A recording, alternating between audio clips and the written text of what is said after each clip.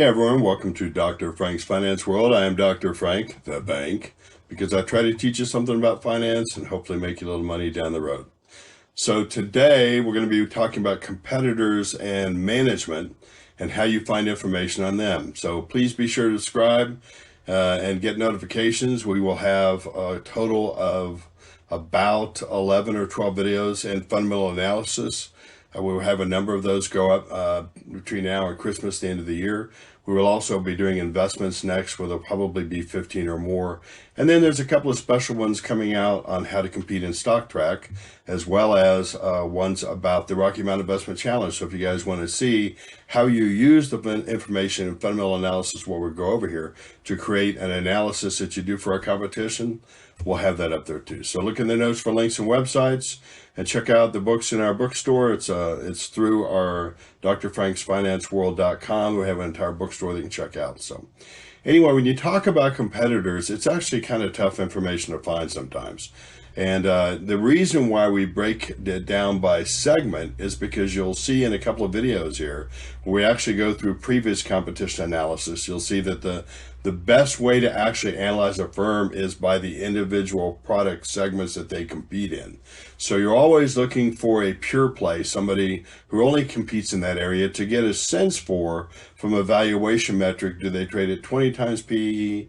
Do they trade at 10 times price to earnings, whatever. But it's best if you can find a competitor that's directly related to value it when it comes to the segment part of what we do. When it comes to management, for the most part, you're just trying to get a basic feel. Have they done a good job or a bad job? One of the most important ones for me is, have they had experience in similar situations? Is it going to be a good market? Is it going to be a bad market? Have they been able to look forward and do well and been through those type markets before, and then basically the previous success or failure that they've had? So where do you find information on them? Well, actually, you go to competitors and management information. When you're trying to find that, the competitor info is in Mgmt is best. We talked about that as one of the data sets that you can go to. If you happen to be able to find it, it's part of your library system. It is at Colorado State. But if you don't, Morningstar actually works not too badly as well. Now, the first time you go in, it'll recognize that it's your first time. It'll give you a lot more information. The next time you go in, it's going to want you to sign up. One of the ways you can get around it is you can actually sign up for a couple of weeks at a time. But it's not a bad information source as well, especially as you dig deeper and deeper down that rabbit hole.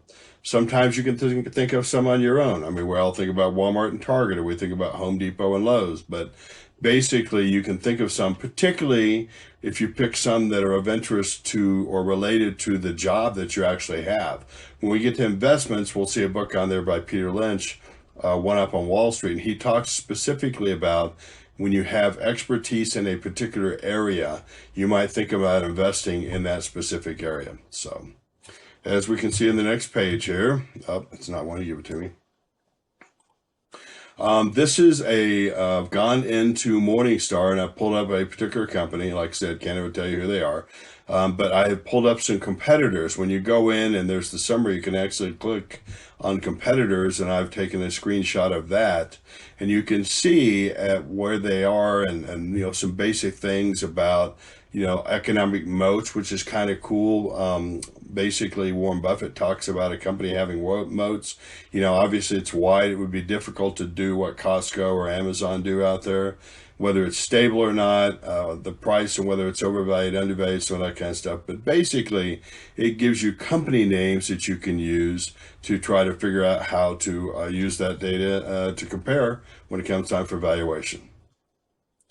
Competitors as well, you'll need them for comparison. It allows you to rank performance-wise and thus get better valuation. One of the things you'll see in a future video we'll do here as well is we'll compare a specific segment for a company from 12 years ago, and we can see inside of that segment what the multiples look like, and maybe more importantly, is the segment of your firm you're looking at, is it within that segment the best at what it does, both from margins, profitability, that kind of stuff, or is it the worst that it does, or one of the lesser success stories in that industry? And that will impact valuation as well. We're going to rank it on things like profit margins, products, and opportunities. You can look at management inside of Morningstar, also inside of Mgmt. You can also go to company websites. They have investor relations many times, and you'd be surprised how much help that can be. So like I said, the main question I have for management is, have they done a good job recently? And have they been there during the tougher times?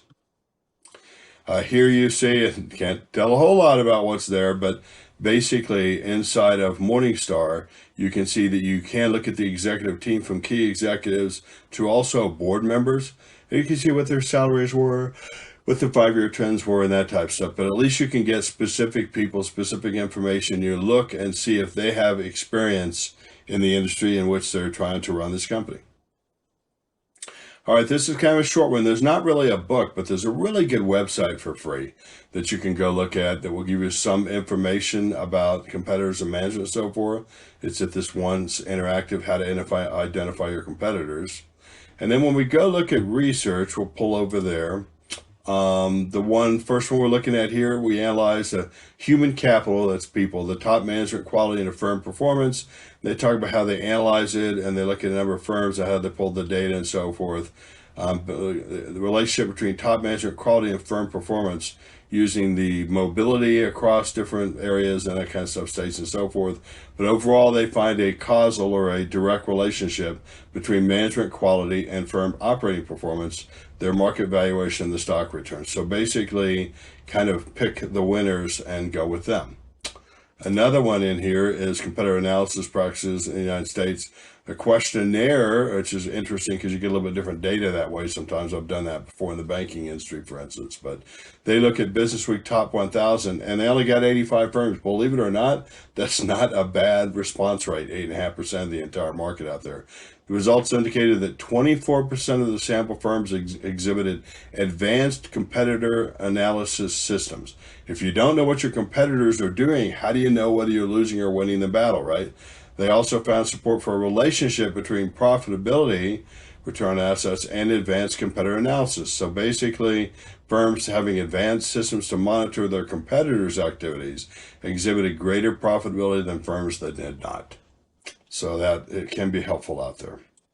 Anywho, there's also SWOT analysis as well as Porter's 5 forces. You'll see how we use that in some of the competitions that my student teams have gone to before. So please don't forget to send emails with comments and suggestions. We're going to set up something eventually, Ask Dr. Frank, and then competitors and other management analysis and like so. Have a great day. We'll see you. Bye-bye.